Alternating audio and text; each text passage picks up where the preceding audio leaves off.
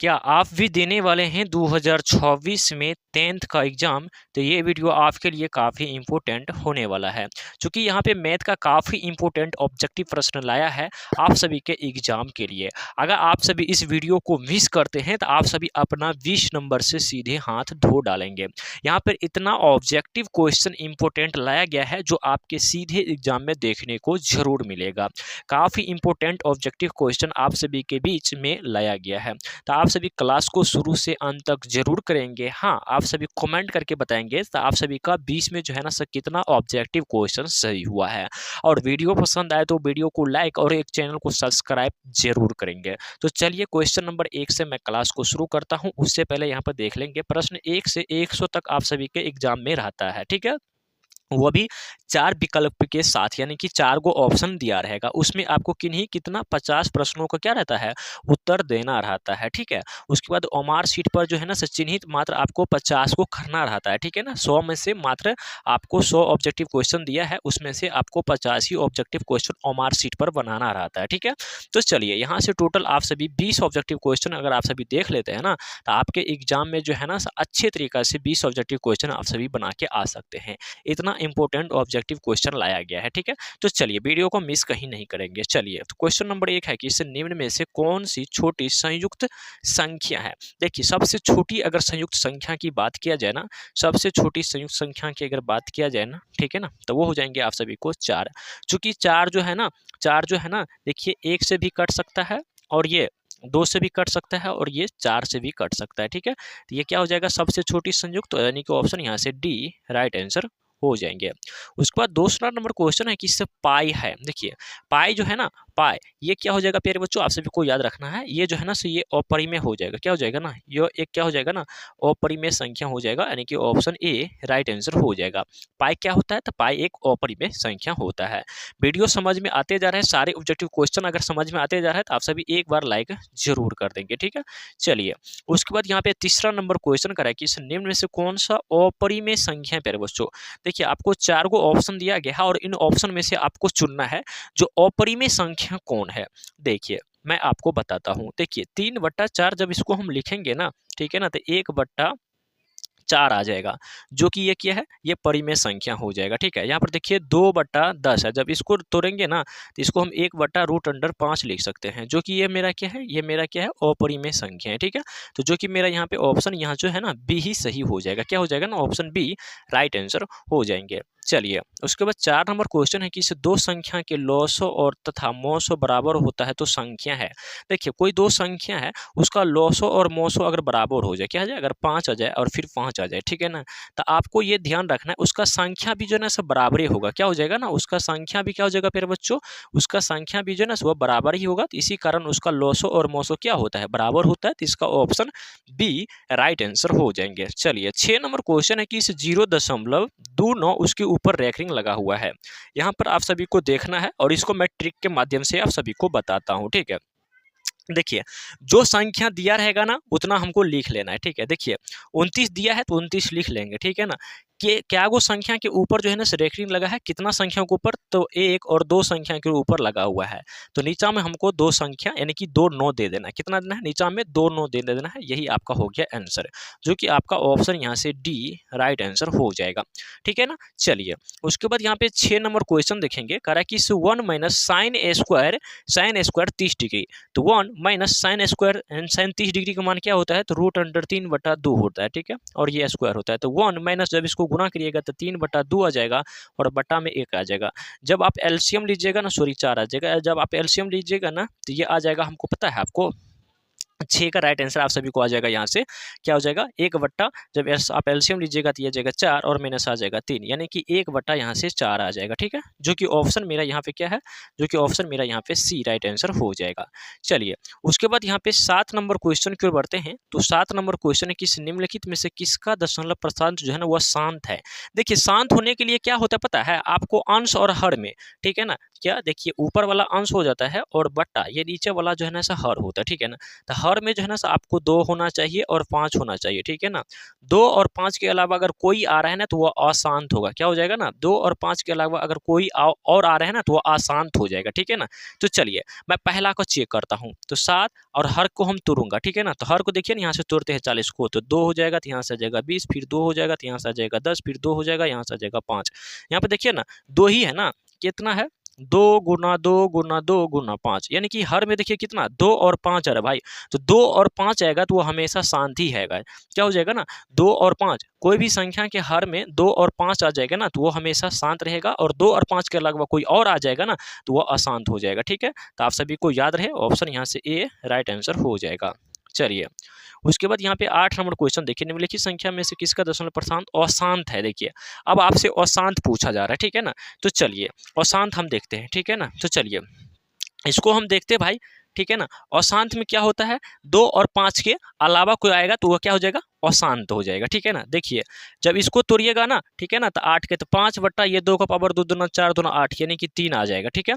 जब आप इसको तोड़िएगा ना तो ठीक है, तो ये 5 3 आ जाएगा। लेकिन ये देखिए ना, ये जो डी नंबर देख रहे हैं ना प्यारे बच्चों, ये डी नंबर, ठीक है ना, ये 7 का पावर क्या आ जाएगा ना, 3 हो जाएगा। क्या हो जाएगा ना, 7 के पावर 3 हो जाएगा। क्या हो जाएगा प्यारे बच्चों, 7 के पावर 3 हो जाएगा, जिसके कारण क्या हो जाएगा ना, जिसके कारण क्या हो जाएगा ना, ये अशांत हो जाएगा। देखिए ना इसमें 7 के पावर 3 हो जाएगा, यानी कि 7 को मैं 7 बार गुना, 7 को एक बार 7 से गुना किया और फिर 7 को मैं 7 से गुना करूंगा, ठीक है। तो यहाँ पे 7 आ रहा है भाई, ठीक है ना। तो 2 और 5 के अलावा आ रहा है तो ये अशांत हो जाएगा, ऑप्शन डी। चलिए उसके बाद 9 नंबर क्वेश्चन है कि इसे 400 के अभाज्य गुणनखंड की 5 के घाता है, तो 400 को हम तोड़ेंगे भाई, ठीक है। चलिए इसको मैं थोड़ा ऊपर करके लिखता हूँ।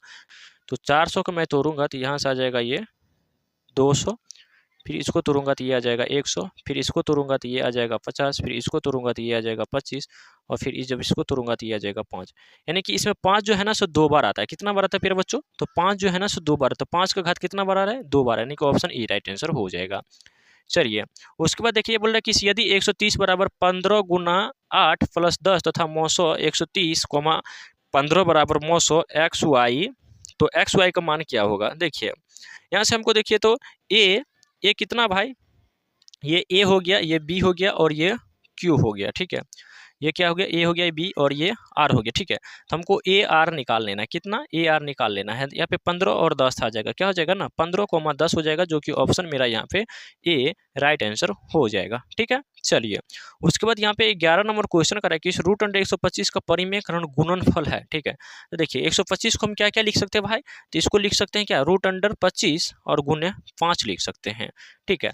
तो जब इसको हम तोड़ेंगे तो भाई क्या जाएगा, रूट अंडर 125 गुने 5 लिख सकते हैं, ठीक है। तो जब इसको हम तोड़ेंगे तो क्या आ जाएगा, 5 हो जाएगा, और ये रूट अंडर 5 हो जाएगा, ठीक है। लेकिन जब इसको मैं गुना करूंगा ना रूट अंडर 5 से, तो तब जाके मेरे हमको क्या पड़ेगा, 25 पूरेगा, ठीक है ना। तो किससे गुना किया, रूट अंडर 5 से गुना किया, तब ना जाके 25 पूरा। देखिए रूट अंडर 5 और गुना रूट अंडर 5, फिर गुना रूट अंडर 5 करूंगा, उसके बाद जाके ये 25 पूरेगा, ठीक है ना। तो यही हो जाएगा मेरा आंसर, यानी कि रूट अंडर 5 मेरा यहाँ से ऑप्शन सी राइट आंसर हो जाएगा, ठीक है। चलिए 12 नंबर क्वेश्चन है कि निम्नलिखित में से कौन सा जनस युग सहअभाज्यक है, ठीक है ना, क्या है, सहअभाज्य है, ठीक है। तो 12 का राइट आंसर क्या हो जाएगा पता है आपको। देखिए सहअभाज्य का मतलब होता है, ठीक है ना, जैसे यहाँ पे 9 और 16 है, 9 और 16 है, जब आप इसका एचसीएफ लीजिएगा ना तो 9 और 16 का एचसीएफ 1 हो जाएगा। तो सहअभाज्य का मतलब होता है जिसका एचसीएफ 1 हो, ठीक है। तो ऑप्शन यहाँ से ए राइट आंसर हो जाएगा, यानी कि 9 16 का जब आप एचसीएफ लीजिएगा तो 1 आ जाएगा, ठीक है। चलिए उसके बाद 13 नंबर क्वेश्चन है कि रेखिक बहुपद के शून्यकों की संख्या है, तो भाई रेखिक है ना तो 1 हो जाएगा, अगर द्विघात का था तो 2 हो जाता, रेखिक कर रहा है तो 1 हो जाएगा। उसके बाद यहाँ पे कह रहा है कि बहुपद x-1 का शून्यक है। देखिए तो x-1 बराबर मैं 0 रख लेता हूँ, तो x बराबर यहाँ पे 1 आ जाएगा, जो कि ऑप्शन मेरा यहाँ पे ए राइट आंसर हो जाएगा। चलिए 15 नंबर क्वेश्चन है कि द्विघात बहुपदों के शून्यक यदि -4 एवं 7 हो तो द्विघात बहुपद होगा। देखिए यहाँ पे देखिए शून्यक दिया गया है कितना, देखिए शून्यक जो है ना कितना दिया गया है -4, और देखिए अल्फा दिया गया है -4 और बीटा भी दिया गया है यहाँ पे 7, ठीक है। तो अल्फा प्लस एक फार्मूला आता है, ठीक है, क्या हो जाता है ना, अल्फा बराबर -4 और बीटा बराबर दिया है यहाँ पे 7, एक फार्मूला आता है x² minus alpha plus beta x into में x और प्लस में अल्फा इंटू बीटा आता है, ठीक है। तो x² माइनस, आप जब अल्फा प्लस बीटा कीजिएगा ना, ठीक है ना। तो 7 में से 4 जाएगा तो 3 आ जाएगा x plus alpha into beta कीजिएगा ना तो ये 28 आ जाएगा, वो भी कौन चीज़ में तो माइनस में आ जाएगा। तो ये हो जाएगा एक्स स्क्वायर माइनस 3x और माइनस में हो जाएगा 28, ठीक है ना। क्या हो जाएगा x square minus 3x minus में हो जाएगा क्या 28 हो जाएगा आपका किसका तो 15 नंबर क्वेश्चन है ना 15 नंबर क्वेश्चन का राइट आंसर हो जाएगा, ठीक है। चलिए तो जो कि मेरा क्या है भाई, जो कि मेरा यहाँ पे सी नंबर में राइट आंसर है, ठीक है, ऑप्शन सी राइट आंसर हो जाएगा। चलिए 16 नंबर क्वेश्चन करें कि यदि द्विघात बहुपदों के शून्य का योग तथा गुणनफल क्रमशः 5 तथा उनके योग यानी कि 6 है तो द्विघात बहुपद होगा। देखिए इसमें अल्फा प्लस बीटा का मान दे रखा है 5 और इसमें अल्फा इंटू बीटा भी दे रखा है 6, ठीक है। तो ये तो बहुत ही आसान है। अब हमको लगाएंगे वही फार्मूला, ठीक है ना, x square minus alpha into beta into x और प्लस में अल्फा इंटू बीटा, ठीक है। तो x square minus alpha plus beta कितना है भाई तो 5 है, इंटू में एक्स हो जाएगा प्लस अल्फा इंटू बीटा कितना है तो ये 6 है हो जाएगा। तो अब हमको खोजना है एक्स स्क्वायर माइनस 5x और प्लस में 6 कौन है। तो यहाँ पर देखिए x square minus 5x plus में 6, यहाँ से आपका बी राइट आंसर हो जाएगा। चलिए उसके बाद यहाँ पे 17 नंबर क्वेश्चन है कि यदि बहुपद Y square minus 6y plus में 8 के शून्य अल्फा तथा बीटा हो तो अल्फा इंटू बीटा का मान क्या होगा। तो देखिए आप सही पहले देखिएगा अल्फा इंटू बीटा का मान होता है सी बट्टा ए, और जो कि मेरा यहाँ पे ए ये हो गया और बी ये हो गया और सी मेरा ये हो गया, ठीक है ना। ए हो गया वाई स्क्वायर, बी हो गया 6y और सी हो गया 8। तो देखिए ना सी यानी कि 8 बट्टा ए, ठीक है ना, क्या हो जाएगा ना सी कितना है तो 8 है, तो 8 ए क्या है, ए यहाँ पे कुछ नहीं है तो 1 है, तो यहाँ पे हो जाएगा 8 बट्टा 1। जब 8 में 1 से भाग देंगे तो 8 ही आएगा, जो कि मेरा ऑप्शन यहाँ से ए राइट आंसर हो जाएंगे।